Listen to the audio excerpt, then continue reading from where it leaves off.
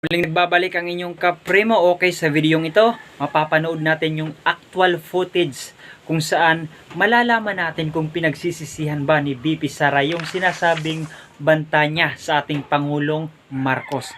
Pero bago yung lahat, sana'y mag-subscribe kayo dito sa ating munting channel para naman makatulong din kayo sa paglago ng ating channel. Okay, let's go, panoorin natin.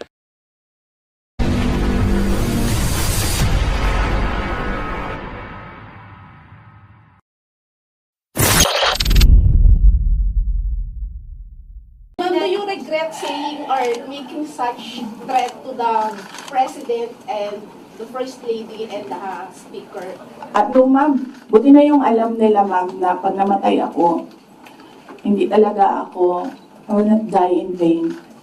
Ma'am, kasi sabi po nila mga congressman po, ma'am, kasi parang contrived lang daw yung threat ninyo. Parang it's just an imaginary threat. Like for example, si Asidre nagsabi na imaginary daw yung threat ninyo, unlike doon sa sinasabi na threat daw, yung inyong threat to the First Family and Speaker Romualdez. What's your take on this po? Kasi parang dinidismiss po ng mga congressman na kayo po ay binibigyan nagkaroon ng threat sa inyong buhay. Parang sinasabi nila, hindi naman kayo, parang imaginary lang yung threat ni Vice President as opposed to sa sinabi niya doon sa press conference. What's your take on this?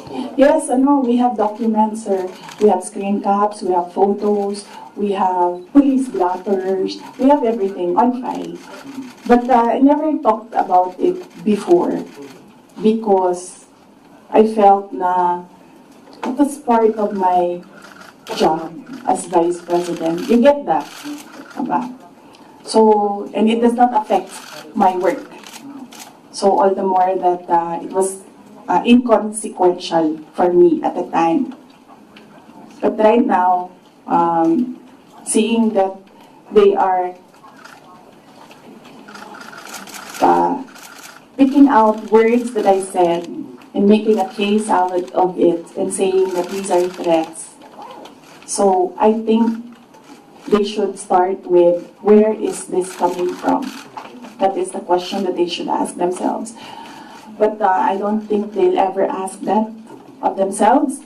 So we'll just move on to the cases and the impeachment and whatever will come in the new year. Do you regret saying or making such threat to the President and the First Lady?